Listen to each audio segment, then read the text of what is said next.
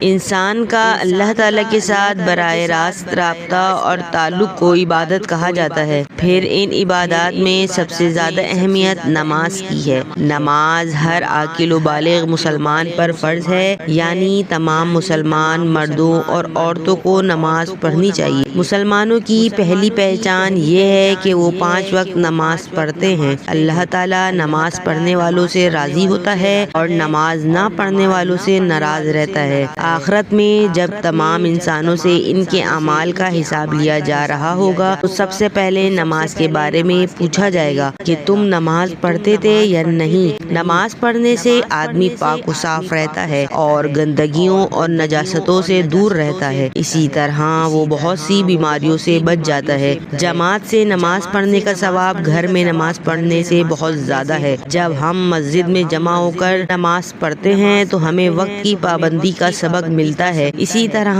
مسجد میں امیر و غریب سب کندھے سے کندھا ملا کر نماز پڑھتے ہیں تو سب مسلمانوں کو اللہ تعالیٰ کی نظر میں برابر ہونے کا احساس ہوتا ہے اور امیر و غریب کا فرق ختم ہو جاتا ہے۔ یہی بات اللہ تعالیٰ کو پسند ہے۔ مسجد میں 5 وقت نماز پڑھنے والے مسلمانوں کی آپس میں دوستی ہو جاتی ہے اور وہ ایک دوسرے کے غم و خوشی میں شریک ہوتے ہیں اور ان کے اندر ایک دوسرے کے لیے ہمدردی پیدا ہوتی ہے۔ اللہ تعالیٰ نے ہر مسلمان پر دن رات میں 5 وقت نماز فرض کی ہے۔ ہر نماز سے پہلے اذان دی جاتی ہے اور جماعت کی نماز کے لیے اقامت کہی جاتی ہے۔ قرآن مجید میں اللہ تعالیٰ فرماتا ہے، بے شک نماز مومنوں پر اوقات مقرر میں ادا کرنا فرض ہے۔